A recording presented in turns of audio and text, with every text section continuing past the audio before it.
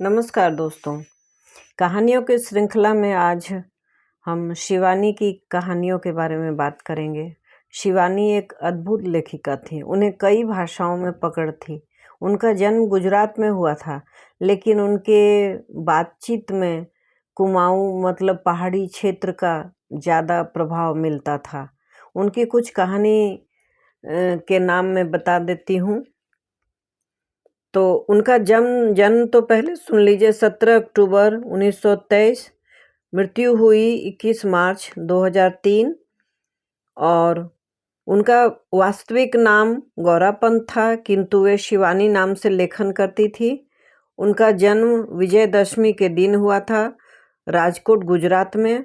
उनकी शिक्षा शांति निकेतन में हुई थी। हिंदी साहित्य जगत में शिवानी एक ऐसी शख्सियत थी जिनकी हिंदी, संस्कृत, गुजराती, बंगाली, उर्दू तथा अंग्रेजी पर अच्छी पकड़ थी।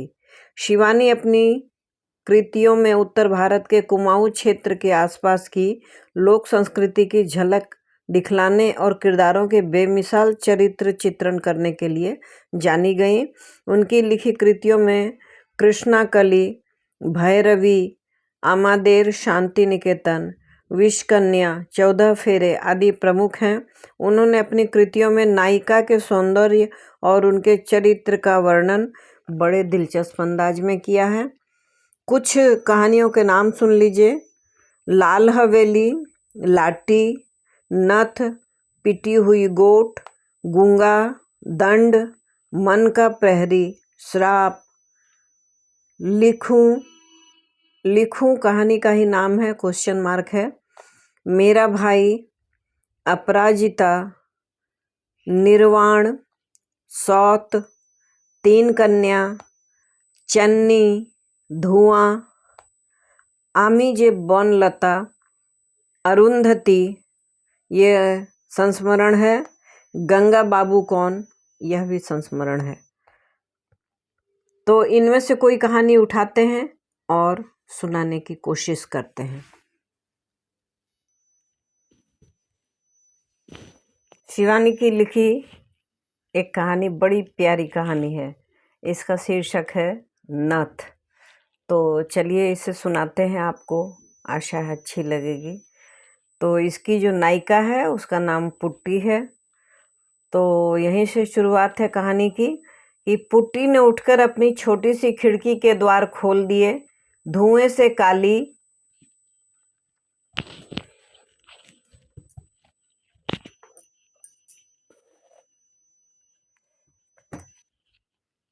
दीवारों पर सूरज की किरणों का जाल बिछ गया। छत से झूलते हुए छींके में धरे ताजे मक्खन की खुशबू से पूरा घर भर गया और पुट्टी के हृदय में एक टीस सी उठ गई। क्या करेगी उस खुशबू का, जब उस मक्खन को खाने वाला ही नहीं रहा। ऐसे ही ताजे मक्खन की डली फाफर की काली रोटी पर धर कर खाते खाते उसके पति ने उसके मुंह में अपना जूठा गस्सा ठूंस दिया। ठीक जाने के एक दिन पहले, उस दिन भी ऐसे ही खिड़की के पट से चोर सा उजाला पूरे कमरे में आकर फैल गया था और उसी उजाले के पीछे पीछे न जाने कहाँ से उसकी सास आकर खड़ी हो गई थी। अपने धृष्ट फौजी पुत्र की बहू को कर्कशा सास ने वहीं चीर कर धर दिया था।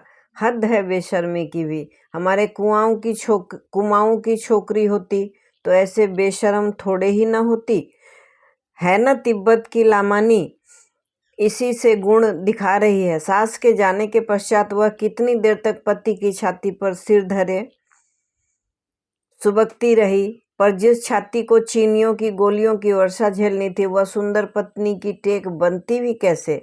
गुमान सिंह के जाते ही पुट्टी पर विपत्तियों का पहाड़ टूट पड़ा। सास, विधवा ननद और जिठानी की गालियां सुनती तो वह जानबूझकर ही बहरी बन जाती। दोनों कानों पर हाथ धरकर इशारा करती कि उसे कुछ भी सुनाई नहीं दे रहा है।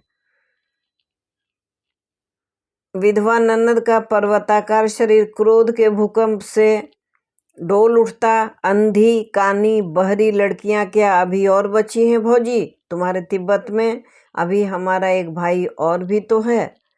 वह व्यंग भरे स्वर में चीख कर कहती, अपने दोनों कानों पर हाथ धरकर भोली सूरत को और भी भोली बनाकर पुट्टी सधे अभिनय की मुद्रा में कहती, क्या करूं, न जाने क्या हो गया है मेरे इन कानों को, कुछ भी सुनाई नहीं दे रहा। हरदम साए साए की आवाज आती है, एकदम बज्जर गिर गया है निगोड़े कानों पर। बिल्कुल क्षेत्रीय भाषा में कहानी है और वास्तविक कहानी जैसी ही महसूस होती है। इतना घमंड था ना अपने रूप का, तिब्बत के जादू से हमारे भैया को भेड़ बनाकर रख दिया।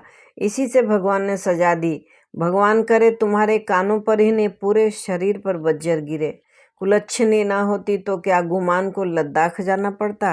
मतलब लद्दाख जा रहा है सीमा पर लड़ाई करने, चीनियों से लड़ाई होनी थी, तो उसमें भी उसकी पत्नी का ही दोष था। माता, भाई, भौजाई और विधवा बहन से लोहा लेकर ही गुमान उसे ब्याह लाया था। अपनी माँ के साथ वह गांव-गांव में फेरी लगाकर बिसाती का छोटा मोटा सामान बेचा करती थी। स्वास्थ्य से दमकते लाल चेहरे पर उसकी तीखी नाक और बड़ी बड़ी आंखें लामा कन्याओं की भांति चपटी और छोटी नहीं थी। कानों में गंदे पीले सूत में गुथे फिरोजा और मूंगे झूलते थे। कंधे से टखने तक झूलते उसके तिब्बती लवादे की ढीली ढाली बाहों में वह एकदम ही बच्ची लगती। वह कभी कभी लवादे की केंचुली उतार कर वह उसकी बाहों से रहस्यमय सीवन से ढूंढ ढूंढ कर जुएं मारती, और अब लवादे की केंचुली से रहित उसका उन्मुक्त यौवन किसी लपलपाते नाग की भांति देखने वाले को डसने दौड़ पड़ता। गुमान ने भी उसे एक दिन बिना केंचुली के देख लिया था। ग्राम के चौराहे पर उसकी माँ ने अपनी गंदी चादर फैलाकर दुकान खोल दी थी। जम्बू, गनफ्रेनी आदि मसाले की जड़ी बूटियों के बीच वह स्वयं टांग पसार कर धूप सेंक रही थी, और एक टीले पर बैठी उसकी सुंदरी पुत्री अपने लवादे की बाहों से जुएं बिन बिन कर मार रही थी। पुट्टी अपने सुडौल बाहों को अपने लवादे की मुर्दा बाहों से टटोल टटोल कर जुएं निकाल रही थी। गुमान को देखा तो लजाकर उसने हाथ खींच लिए। उसके गालों की उठी मंगोल हड्डियों के बीच गुलाबी रस का सागर छलक उठा। उसने देखा कि कोई युवा उसे बहुत देर से देख रहा है, तो वह थोड़ा शर्मा गई थी। चौड़े माथे पर गोंद की तरह चिपकाई काले केशों की पुट्टी से कुछ केश निकलकर हवा में फरफरा रहे थे। जीर्ण कुर्ते के बटनों की पूर्ति एक बड़ी सी सेफ्टी पिन लगाकर की गई थी, पर किसी बेगवती नदी के दोनों पाटों पर बांधा गया रस्सी का पहाड़ी पुल जैसे साधारण सी हवा में कांप उठता है, उसी भांति सेफ्टी पिन रह रह कर कांप रही थी। गुमान अकारण ही चीनी चीज़ों का मोल तोल करने लगा। कभी मैली चादर पर सजे छोटे आईने में अपनी मूंछ संवारता, कभी नीले फिरोजा की अंगूठी पहनता और कभी उठाकर तिब्बती घंटियां ही टनटनाने लगता। ये तो बहाना था, उसे तो सिर्फ पुट्टी को देखना था और उसको समझना था। क्यों बेकार में गड़बड़ करता? पुट्टी की माँ ने अपनी टूटी फूटी हिंदी में उसे झिड़क दिया। लेना है तो लो, नहीं तो जाओ। उसकी युवा पुत्री के आते ही ग्राम के मंचलों की भीड़ जमा हो जाना नित्य का नियम था, पर वह बड़ी खूंखार और रूखी औरत थी। जौ की शराब और भेड़ बकरे के कच्चे गोश्त ने उसका रक्तचाप शायद और भी बढ़ा दिया था। असली और नकली ग्राहक को वह चट से बीनकर फटक देती थी। वह गुमान सिंह को दोबारा झिड़कने का साहस उसे भी नहीं हुआ। उस गोरे तरुण की निर्भीक दृष्टि में कुछ अजीब मोहिनी थी, और वह फौजी जवान था। चीनियों को वह कभी भी क्षमा नहीं कर पाई थी। ऐसा फौजी जो एक दो दिन में ही निर्मम चीनी लुटेरों को भगाने लामा जा रहा था। पुट्टी की माँ का मन अकारण ही ममता से भर गया। चीनियों को वह कभी माफ नहीं कर पाई थी। उसके इकलौते 12 वर्ष के पुत्र को उन्होंने चीन के किसी स्कूल में पढ़ने भेज दिया था। उसके दम्मे के रोगी पति को सड़क की बेगार में जोत जोत कर मार डाला था। उसके हाथी से विराट याक को काट काट कर हत्यारों ने अपनी फौजी टुकड़ी को खिला दिया था, और एक दिन वह चूकती तो उसकी पुट्टी को भी उड़ा ले जाते। रात ही रात में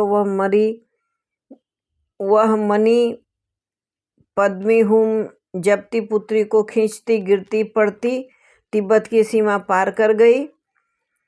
उन्हीं चीनियों को मार भगाने गुमान जा रहा था। गुमान सिंह एक फौजी था। इसी से वह उसकी श्रद्धा का पात्र बन गया।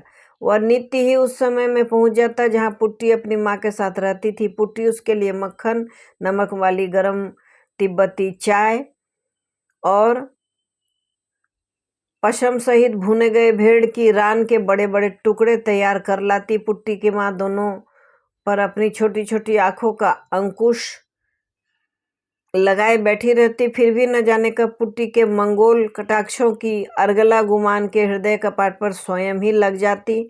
जाने के 3 दिन पूर्व गुमान ने पुट्टी की माँ के सम्मुख उसकी पुत्री से विवाह का प्रस्ताव रखा, तो वह बड़े सोच में पड़ गई। कुमैयों के बीच खाली दाल भात खाकर उसकी तिब्बती बेटी कैसे जिएगी? बिना जौ की शराब के उसके गले के नीचे रोटी का गस्सा नहीं उतरता, और फिर दूध चीनी वाली चाय भला कौन तिब्बती लड़की घुटक पाएगी? फिर वह गुमान की माँ और विधवा बहन को देख चुकी थी। उस क्रूर बुढ़िया के शासन में उसकी पुट्टी घुल घुल कर रह जाएगी। नहीं, दृढ़ स्वर में अपना निश्चय प्रकट करने को उसने अपनी गर्दन ऊंची की तो देखा गुमान और पुट्टी दोनों दीन याचक की दृष्टि से उसे देख रहे थे। दूसरे ही क्षण पुट्टी की माँ को ग्राम के मनचलों का ध्यान आया, जो भूखे व्याघ्र की भांति पुट्टी को किसी भी क्षण निगल जाने को तत्पर थे। उसने अपनी सहमति दे दी, पर अभी गुमान को अपनी माँ, बहन और बिरादरी से मोर्चा लेना था। माँ ने पहाड़ से कूदकर जान देने की धमकी दी। बहन ने कहा वह फांसी लगा लेगी। पर तिब्बत की सुंदरी कन्या को लाकर जब गुमान 5 पंचों के सामने सीना तान कर खड़ा हो गया तो पंच भी सहम गए। पुट्टी के सात्विक सौंदर्य ने धर्म, जाति और रूढ़ियों की उलझी गांठें क्षण भर में सुलझाकर रख दी। दूसरे ग्राम से पंडित बुलाकर गुमान के युवा मित्रों ने फेरे फिरा दिए और कुछ याकूत फिरोजे चांदी की 3-4 दंत खुदनियाँ और 4 बकरियों के दहेज के साथ जोर जोर से रोकर पुट्टी की माँ ने उसे सराय से ससुराल के लिए विदा किया। न जाने कितनी गालियों से सास ने उसका वरण किया। जिठानी और ननद उसके विचित्र लवादे का मजाक बनाती जोर जोर से हंस रही थी, किंतु उस बदसूरत लवादे के भीतर जगमगाते रत्न को एक ही व्यक्ति ने पहचाना, और वह था गुमान।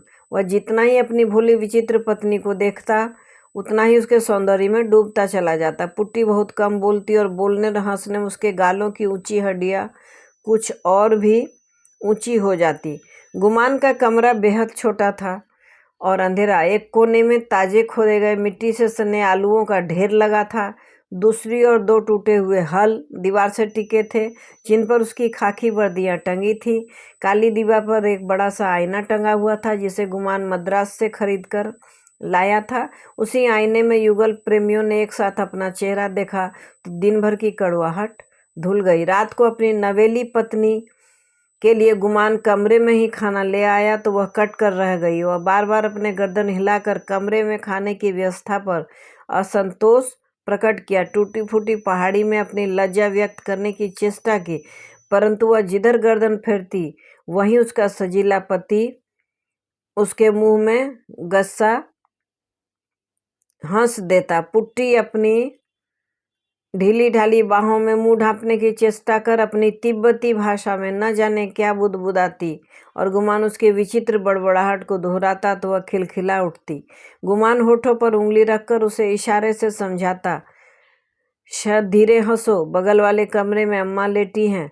पुट्टी उसके गूंगे आदेश को चट समझ लेती। दोनों नंदनवन के उस शीतल वृक्षों की स्वर्गिक छाया में थे, जहाँ भाषा का कोई बंधन नहीं रहता। वहाँ केवल एक ही भाषा ग्राह्य है और वह है हृदय की। दूसरे दिन वह सास के पीछे पीछे छाया सी घूमती रही, पर वह एक शब्द भी नहीं बोली। ननद के साथ वह बर्तन मलवाने बैठी तो ननद ने उसकी ओर देखकर पच्च से थूक दिया। पुट्टी की आंखों में आंसू छलक आए। अभी तो उसका पति यही था, उसके जाने पर उसकी कैसी दुर्गति होगी। डर तो स्वाभाविक था, नई जगह से, दूसरे क्षेत्र से आई हुई बहू, और इधर सास, ननद, जेठानी सब करकशा, तो उसे डर तो हो रहा था। दूसरे दिन उसकी माँ उससे मिलने आई। पुत्री के कुम्हलाए चेहरे को देखकर उसका जी भर आया। अपनी भाषा में फुसफुसाकर उसने पुट्टी के हृदय का भेद लेने की बड़ी चेष्टा की, पर पुट्टी सिर झुकाए खड़ी रही, कुछ भी नहीं बोली। उसके पीछे खड़ी उसकी सास और ननद अब आग्नेय दृष्टि से उसकी माँ को देख रही थी। किसी ने उससे बैठने को भी नहीं कहा। तब गुमान अपने मित्रों की टोली के साथ शिकार पर गया हुआ था। लौटने पर अपनी माँ के अपमान की बात पुट्टी ने अपने ही तक सीमित रखी। इसी बीच गुमान सिंह के जाने का दिन आ गया। जाने के कुछ घंटे पहले उसने अपने खाकी कुर्ते में लपेटा गया एक रहस्यमय उपहार पुट्टी को थमा दिया। पुट्टी, इसमें तेरे पसंद की एक चीज लाया हूं, पर अभी मत खोलना, समझी? और अकेले में देखकर इसे आलू की ढेरी के नीचे गाड़ देना। पुट्टी डबडबाई आंखों से पति के हंसमुख चेहरे को देखती रही। कहती भी कि अपने हृदय की व्यथा को वह अपनी ही तिब्बती भाषा में ठीक से व्यक्त कर सकती थी, और उस भाषा के दुरूह शब्द उसका पति कैसे समझता। पतली मूछों के नीचे पति की मीठी हंसी के सपने देखती बेचारी आलू के ढेर पर सिसकती रही। एकाएक उसके पति के शब्द याद आए, इसे अकेले में देखना पुट्टी। हाथ की बादामी थैली को वो भूल ही गई थी। क्या लाया होगा गुमान। कांपते हाथों से उसने पोटली खोली और चौंक कर पीछे हट गई। पोटली से यदि काला नाग भी फन उठाए निकल आता तो भी वह शायद इतना नहीं चौंकती। पोटली से उसके पीले गोल चेहरे की परिधि से भी बड़ी पीले चोखे सोने की नथ झकझक दमक रही थी। लाल सफेद और हरे कुंदन का जड़ाऊ लोलक उसके हाथ का स्पर्श पाकर घड़ी के पेंडुलम सा डोल उठा। सहसा उसकी आंखें पति के प्रति कृतज्ञता से डबडबा आई। एक दिन उसने गांव के प्रधान की बहू की नई नथ देखकर पति से आलू के इसी ढेर पर बैठकर एक नथ की फरमाइश की थी। हाथ के इशारे से ही उसने अपनी छोटी सुघड़ नासिका के इर्द गिर्द उंगली से घेरा खींचा और खींचकर भूमिका बांधी। पहले गुमान समझा नहीं था और फिर कैसे ठट्ठा कर हंसा था। आज उसी आलू के ढेर पर नथ झकझक कर रही थी, पर उसे पहनकर बैठेगी तो देखेगा कौन। टप टप करके उसकी आंखों से आंसू गिरने लगे। न जाने कब उसकी माँ आकर चुपचाप उसके पीछे खड़ी हो गई थी। सास और ननद गुमान को छोड़कर बस स्टैंड कर गई थी। गुमान को छोड़ने बस स्टैंड गई थी। पुट्टी की माँ शायद बाजार करने जा रही थी। माथे पर पोटली की गांठ बंधी थी। दामाद से वह कल ही मिल ली थी। सुबह से ही पुट्टी के लिए उसका मन न जाने क्यों व्याकुल हो उठा। सूजी सूजी आंखों से माँ को निहार कर पुट्टी ने इशारे से नथ दिखाई। पोटली को नीचे उतार कर माँ पुत्री के निकट खिसक आई। नथ हाथ से उठाई तो उसकी आंखें आश्चर्य से फटी रह गई। बाप रे बाप, कम से कम 6 तोले की है पुट्टी। इतना रुपया तेरे आदमी के पास कहाँ से आया? क्या पता माँ, कह गए हैं अम्मा से बचाकर जमीन में गाड़ देना। पुट्टी की माँ की आंखों में समधीन के प्रति घृणा उभर आई। ठीक ही तो कह गया, चुड़ैल अपनी बेटियों को दे देगी। ला ला, जल्दी से कुछ ला, गाड़ कर रख दूंगी, नहीं तो फिर बुढ़िया आ जाएगी। पर एक बार पहन तो बेटी, मैं भी देखूं ऐसी नथ और ऐसा तेरा रूप। एक बार तो देख जाता है भागा। सुंदरी पुत्री के सौम्य चेहरे पर नथ की शोभा देखकर उसकी आंखें भर आई। डलिया में धरे टूटे दर्पण को निकालकर पुट्टी ने चटपट अपना चेहरा देखा तो स्वयं लाज से लाल हो गई। छी, कहीं भी अच्छी नहीं लग रही हूँ। ऐसा कहकर वो माँ अपने सौंदर्य स्तुति बार बार सुनना चाह रही थी। तू अच्छी नहीं लग रही है तो कौन अच्छी लगेगी, तेरी खुसट सास? अच्छा ला, उतार नथ, मैं चट से गाड़ दूं। ऐसी चीज क्या बार बार बनती है? जब तक पुट्टी की सास और ननद लौटी, माँ बेटी ने 2 हाथ गहरा गड्ढा खोदकर नथ को गाड़ दिया। नथ का इतिहास माँ बेटी तक ही सीमित रह गया। फिर धीरे धीरे युद्ध की दारुण विभीषिका में पुट्टी भटक कर रह गई। भांति भांति के भयावने समाचार सुनकर वह तड़प कर रह जाती। कभी सुनती के कुमाऊं के असंख्य वीर जवानों के पावन रक्त के अबीर से नेफा और लद्दाख के वनांत रंग गए हैं। कभी सुनती नृशंस चीनी हत्यारों ने चारों ओर से घेर कर कुमाऊं रेजिमेंट की एक पूरी टुकड़ी को मोर्टार तोपों से भून दिया है। भूखी प्यासी वह कभी स्कूल के हेडमास्टर के रेडियो से कान सटाकर बैठ जाती, कभी बिलख बिलख कर रोने लगती। हिंदी वह ठीक से समझ नहीं पाती थी और ठीक से न समझे जाने पर युद्ध के भयावने समाचार उसे और भी भयानक लगते। सास दिन भर बड़बड़ाती रहती, कुलच्छनी रो रो कर कैसा शगुन कर रही है।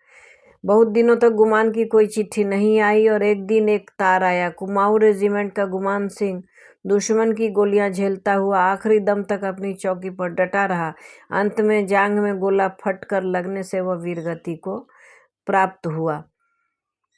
जब उसकी सास और ननद छातियां पीट कर घायल हथनी सी चिंघाड़ रही थी, तब पुट्टी शांत प्रस्तर प्रतिमा सी आलुओं के ढेर पर बैठी हुई थी। वही आलुओं का ढेर उसके प्रेम का ताजमहल था। उसी ढेर पर सौभाग्य ने उसका वरण किया था और आज वही वैधव्य का विषधर उसे डस गया। एक आलू के साथ सहस्त्र स्मृतियां लिपटी पड़ी थी। आलुओं की मिट्टी पर गुमान ने जाने के एक दिन पहले अपना और पुट्टी का नाम उंगलियों से लिख दिया था। नाम के उसी घेरे को पुट्टी एकटक देख रही थी। पुट्टी की माँ बिलखती आई, पर पुट्टी को देखकर वह स्तब्ध रह गई। वह पुट्टी नहीं, यह तो पुट्टी नहीं, जैसे स्वयं तिब्बत के मठाधीश बड़े लामा बैठे हैं। उसकी आंखों में एक भी आंसू नहीं था। स्थिर दृष्टि उठाकर अपनी माँ को देखा। मेरी बच्ची मेरे साथ घर चलेगी? वह अपना चेहरा उसके पास सटाकर बोली, नहीं नहीं, मैं वहीं रहूंगी। आलुओं की ढेरी को ममता से देखकर पुट्टी ने मुंह फेर लिया। पुत्र की मृत्यु ने उसकी सास को जीती जागती तोप बना दिया। वह दिन रात आग उगलती, पर पुट्टी पत्थर बन गई। रोज रात को वह पति की वर्दी सूंघती, माथे से लगाती और फिर छाती से लगाकर आलुओं के ढेर पर लेट जाती। जिधर करवट बदलती उधर ही वर्दी को भी यत्न से लिटा देती और धुएं से काली छत को देखती रहती। एक दिन उसने सुना उसके गांव से 70 मील दूर की तहसील पर कमिश्नर साहब आए हुए हैं और गांव की स्त्रियों से सोना मांग रहे हैं। सोना जमा कर देश के लिए गोलियां खरीदी जाएंगी, बारूद आएगा, रूसी गोला बारूद से, चीनियों से लोहा लिया जाएगा। पर किसके पास होगा इतना सोना? पुट्टी ने सुना उसकी सास अपनी पुत्री को कह रही थी, हमारे दरिद्र गांव में तो 2 बेला 1 मुठ अन्न की भी नहीं जुटता। मेरे पास तो 10 तोले की नथ है, पर क्यों दूं? इन्होंने ही तो मेरा बेटा छीन लिया। पुट्टी मन ही मन सास पर झुंझला उठी। इस बुढ़ापे में भी नथ का लोभ नहीं गया। उसकी आंखें सहसा अंधेरे में जुगनू सी चमकी। उसके हाथ स्वयं ही टटोल टटोल कर आलू के ढेर को हटाकर मिट्टी खोदने लगी। गांव की तहसील में बड़ी भीड़ थी। कमिश्नर साहब ने अपने बंद गले के अफसरी कोट के बटन खोलकर बड़ा जोशीला भाषण दिया। उसमें उन्होंने यह भी उल्लेख किया कि किस प्रकार उसकी पत्नी ने अपने गले की चेन खोलकर स्वेच्छा से रक्षा कोष की झोली में डाल दी थी। सभा में एक अजीब सी स्तब्धता थी। तभी भीड़ को चीरकर एक तिब्बती किशोरी आगे बढ़ी। उसके फटे लवादे की बाँह से उसकी बताशे सी सफ़ेद कुहनियाँ निकल आई थी। तेजी से चलने के कारण वह अभी भी हाँफ रही थी। ललाट पर पसीने की बूंदें उसके चंपई रंग को और भी मनोहारी बना रही थी। जल्दी से हाथ की खाकी पोटली को कमिश्नर की थैली में डालकर वह भीड़ में खो गई। न उसे अपनी उदारता की घोषणा करने का अवकाश था, न कोई कामना। कमिश्नर महिषी की पतली आधे तोले की चेन नई सोने की नथ की कुंडली के नीचे न जाने कहाँ खो गई। बातों के धनी कमिश्नर की 70 मूछों को पुट्टी के आकस्मिक आगमन ने सहसा खींच कर नीचे कर दिया। अपनी पत्नी के सामान्य दान की ऊंची घोषणा का खोखलापन उन्हें स्वयं धिक्कार उठा। क्या वह पतली चेन उनकी पत्नी का एकमात्र आभूषण था? उनका 100 तोला सोना तो स्टेट बैंक के लॉकर से लाकर स्वयं उनकी माँ ने कहीं गाड़ दिया था। युद्ध के दिनों में भला बैंक में सोना कौन धरेगा बेटा? माँ ने कहा। कांपते कंठ से उन्होंने भीड़ को सूचित कर दिया, एक अज्ञात महिला अभी अभी वह नथ दे गई है। भीड़ में वह जहाँ कहीं भी हो आकर इसकी रसीद ले जाए। हाथ में पकड़कर उन्होंने नथ उठाकर भीड़ को दिखाई। तिल मिलाते रौद्र की प्रखर किरणों में नथ झक झक कर उठी। भीड़ से कोई भी महिला उठकर रसीद लेने नहीं आई। केवल नथ ही चमक चमक कर पुट्टी के सात्विक दान की रसीद अपने सुनहले अक्षरों में स्वयं लिख गई। तो ये थी पुट्टी के नथ की महत्ता और यह थी शिवानी की लेखनी। उन्हें सादर प्रणाम। बहुत अच्छा लिखा उन्होंने। और एक वीर गति प्राप्त सैनिक की पत्नी का जो उद्गार था उन्होंने बहुत अच्छी तरह से व्यक्त किया है। आशा है ये कहानी आपको बहुत ही अच्छी लगेगी। अच्छी लगेगी तो ज़्यादा से ज़्यादा शेयर करें, इसे 1000 लाइक तक पहुंचाएं। कमेंट करके भी बताएं कि क्या इनकी और कहानी आप सुनना चाहेंगे तो मैं ज़रूर सुनाऊंगी। देखने के लिए आपका धन्यवाद।